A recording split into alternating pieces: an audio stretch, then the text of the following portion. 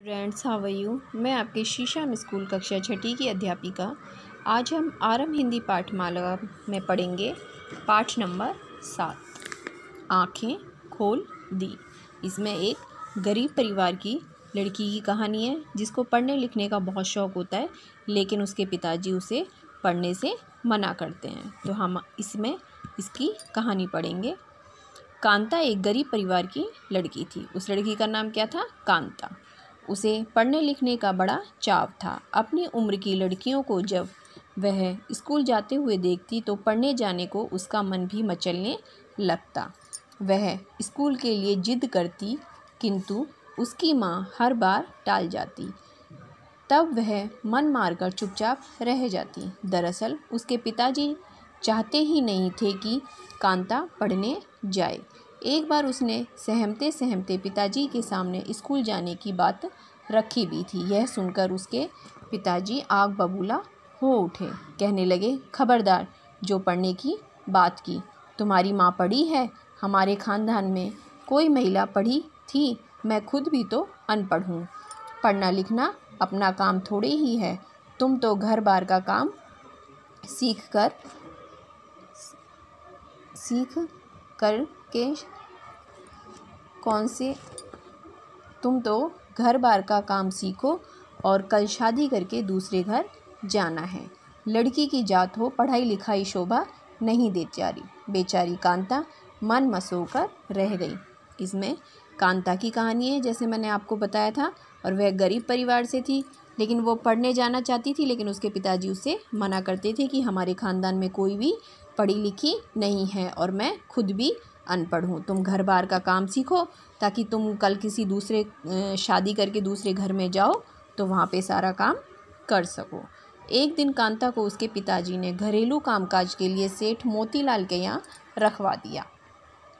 वह बड़ी समझदार थी और काम में प्रवीण थी।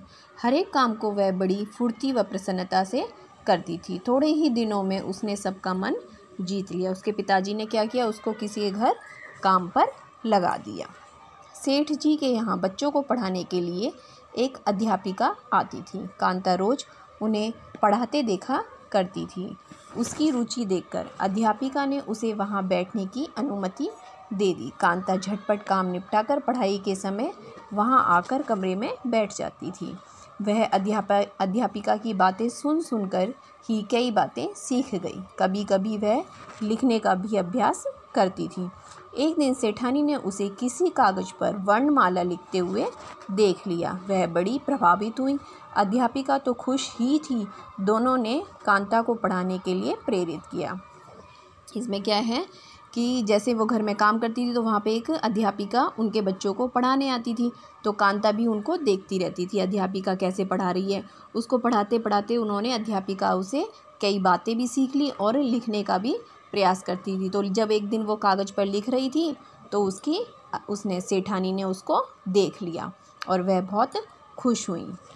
सेठानी ने पुस्तकों की व्यवस्था कर दी। अध्यापिका ने भी उसे पढ़ाने का जिम्मा ले लिया। फिर सेठानी ने क्या किया, उसके लिए बुक्स खरीद कर ले आई और अध्यापिका जी उसको पढ़ाने लग गई। कांता को तो मानो मनचाही मुराद मिल गई। कांता की तो सारी मुराद पूरी हो गई, क्योंकि वह तो पढ़ना चाहती थी। घरेलू काम में तो वह दक्ष ही थी, पढ़ाई में भी वह काफ़ी होशियार सिद्ध हुई। जब वो घर के काम में भी बहुत अच्छे से काम करती थी घर का, और पढ़ाई में भी वह बहुत होशियार थी। उसकी याददाश्त गजब की थी। अध्यापिका ने प्रयास करके उसे 8वीं कक्षा की प्राइवेट परीक्षा का फॉर्म भरवा दिया और अध्यापिका ने उसके घर वालों को समझाकर उसका क्या किया, 8वीं का प्राइवेट फॉर्म भरवा दिया। कांता के पिताजी एक ठेकेदार के पास काम करते थे, मकान बनाने का काम करते थे। उसके पिताजी क्या थे? मिस्त्री, जो मकान बनाने का काम करते थे। एक दिन वे काम कर रहे थे कि सीढ़ी टूट गई। वे नीचे गिर पड़े और घायल हो गए। ठेकेदार उन्हें उसी अवस्था में छोड़कर भाग गया। उसके पिताजी क्या कर रहे थे, एक दिन काम कर रहे थे और वह सीढ़ी पे चढ़ के काम कर रहे थे, तो सीढ़ी टूट गई और उसके पिताजी नीचे गिर गए। लेकिन जो वहाँ का वो ठेकेदार था वो उन्हें उसी अवस्था में छोड़कर वहाँ से भाग गया।